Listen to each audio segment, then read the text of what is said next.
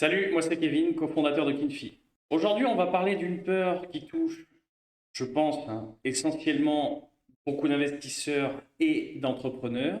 Ça m'est arrivé aussi également, c'est cette fameuse peur du succès. Tu crois fondamentalement que tu veux réussir, mais en fait, il y a quelque chose au fond de toi, inconsciemment, qui te freine. Tu procrastines, tu doutes, tu te balances des excuses, ou même dans certains cas, tu fais exprès de rater un peu.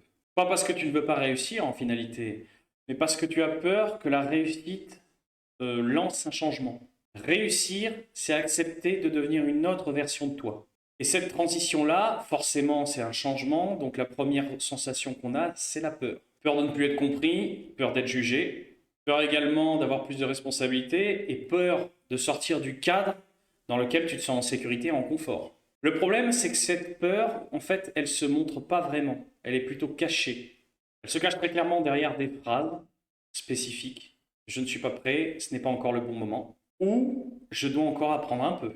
Mais en réalité, crois-moi, vraiment, tu es prêt depuis très longtemps. Ce n'est vraiment pas ta compétence qui manque en fait, finalité. C'est ton autorisation. Que tu t'autorises vraiment à réussir. Et clairement, tu ne t'es pas encore autorisé à réussir. Et c'est là que, comme tout le monde, on rentre dans l'auto-sabotage. Ce petit mécanisme inconscient qui t'amène à gâcher une opportunité et à prendre de mauvaises décisions. Ou à douter pile au moment où tout allait bien. Encore une fois, on passe tous par là. Et ne crois pas, c'est pas un manque de chance. C'est juste ton cerveau qui a envie de te replacer à un endroit où tu te sentais bien, où tu étais en confort. Parce que pour lui, le changement, même positif, est une menace. Ça reste un changement. Pourtant, j'en suis la preuve vivante. Chaque changement passe par une phase d'inconfort. Tu ne peux pas forcément grandir sans embêter un petit peu ton ancien toi. Alors la prochaine fois que tu sentiras cette résistance, ne la prends pas comme un signe d'arrêt. Prends-la plutôt comme un signal. C'est le signal que ça y est, tu es en train d'évoluer.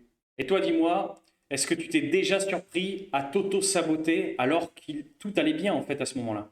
Raconte-le-moi en commentaire, ça m'intéresse énormément. Parce que souvent, reconnaître cette peur, c'est déjà une victoire en soi.